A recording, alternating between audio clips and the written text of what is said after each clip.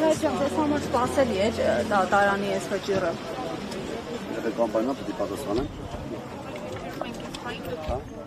Այո, սպասելի է։ Այս իշխանությունները, որին հավատացիք բերեք իշխանության։ Նախորդ դատական նիստերի փորձը հաշվի առնելով նախորդ դիտարկումները վստահ եք, որ Կիրակում Սրբազանն է, ուրեմն պիտի մինչև վերջ հարցերը լուծեն, ասպես ասած։ Ես ինչ-որ պիտի ասեմ, իմ անձնական մտածումները պետք է անեմ։ Իմ անձնական համոզումներում դա ծրագիր է իրականանալ, որովհետև հակառակորդ կողմը դիտավորություններ ունի կատարելու, պիտի հասցնի իր ավարտին։ Դրանով իսկ իհարկե վերջնականապես կարծում եմ ինքն իրեն խոցի։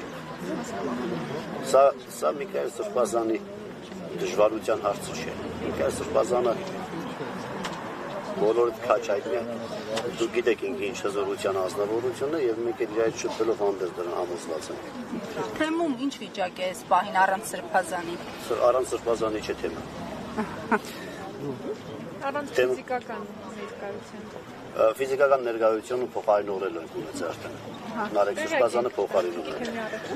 Նարեկ Սրբազանը Ինչ են ասում հավատացյալներն ամեն դեպքում Սրբազանի հետ կապված, ինչ հարցեր են տալիս, ովքեր որ չեն կարողանում այստեղ գալ, չնայած տեսնում ենք, որ նույնիսկ Շիրակի թեմից շատ քաղաքացիներ են գալիս աջակցելու այստեղ։ Ինչ են ձեզ հարցնում, ինչ են փոխանցում։ Ոչինչ չեն հարցնում, որտեղ իրենք են հետևում, մամուլով են հետևում, լրատվական միջոցով են հետևում, դեռ չկա։ Ընդամենը մեզ հարցնում են, որ կարծես թե մի քիչ մոտիկից Սրբազանին տեսնում ենք։ Ինչպիսին է Սրբազանի հոգեվիճակը, մենք էլ ասում ենք, որ Սրբազանի հոգեվիճակը վարակիչ լավ է։ Եվ մենք այստեղ գալիս ենք ավելի շատ կարծես Սրբազանին հոգեբանական աջակցության, բայց մենք հոգեբանորեն զորանում վերադառնում ենք Սրբազանին թեկուզ սերվիս տեսնելով։ Եվ հիշեք, որ Շիրակի թեմը երբեք Սրբազանի բացակայությունը չունի։ Որտեղ Սրբազանը ֆիզիկական եւ միայն մարմնեղեն անձ չի, հոգեվոր իրականություն է։ Իսկ այդ հոգեվոր իրականությունները ոչ մի խցում չեն փակում։